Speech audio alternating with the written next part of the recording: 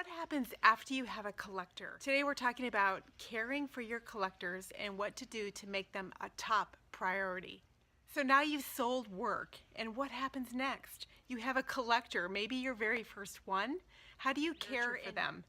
Today we're talking 5 tips that show you how to care and nurture your collectors. So now you've got a collector. Congratulations. If you do these 5 things, and there are more that you can add to the list, if you start to make your collectors your top priority in your business, you will find your business will actually change dramatically. Let's talk about these 5 tips and dive right in. Number 1, don't assume that someone can't buy your work. There are people that wear shorts, t-shirts, all kinds of shoes, drive all kinds of cars. It has nothing to do with whether or not that they can afford your work.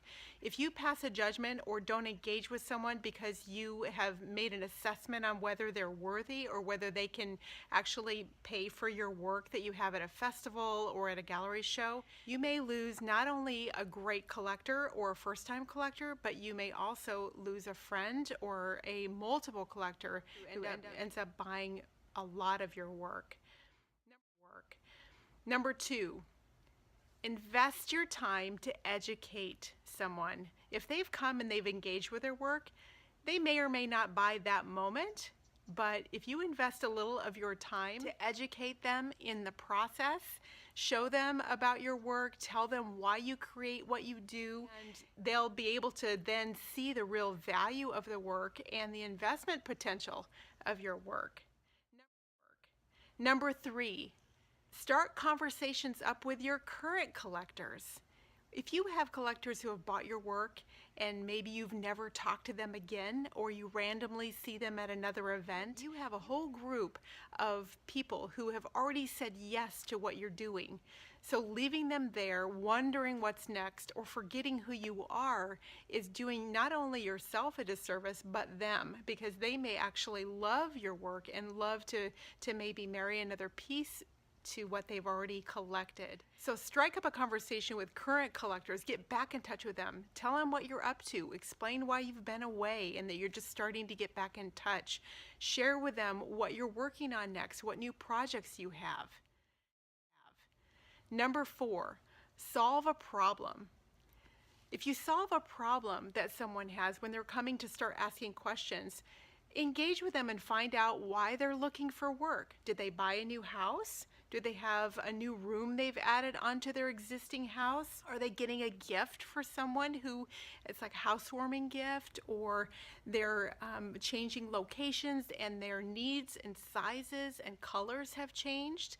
Try to figure out why they're investing, if it's just for fun or something that you can actually solve a problem in their living arrangement.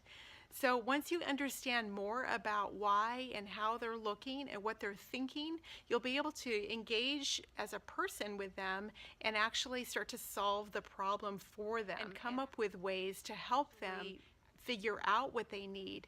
A lot of times people look at work and they're not really quite sure what they want. And as you talk through the conversation, as with many things, you'll figure that out together along your journey. And number 5, make it completely easy for them. If they like your work, they're going to wonder first how much it is and what it means to buy. They're going to start to think the things after they buy. Make it easy for them.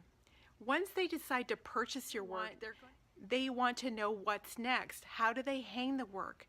How do they get it home if it's a larger piece? How do they install it on their walls? What are the tools that they need? So if you anticipate all of these questions and take away any stress or nervousness they have about getting the work home and taking the next step, you can answer the questions for them, provide them little hooks and hangers ready to go. You can offer to install it yourself or have a service do it for you. You can offer to take it over and deliver it for them.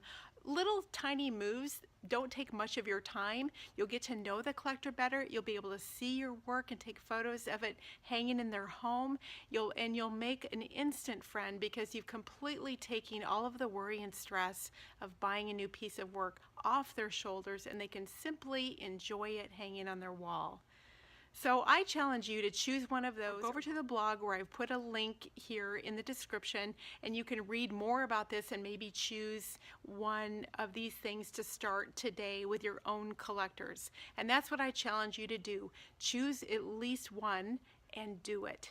Pick it up and do it. Get in touch with your collectors, nurture your existing ones, solve a problem for someone. Don't assume they can't afford it. Invest in the time to educate, and all of the other ones that I've listed.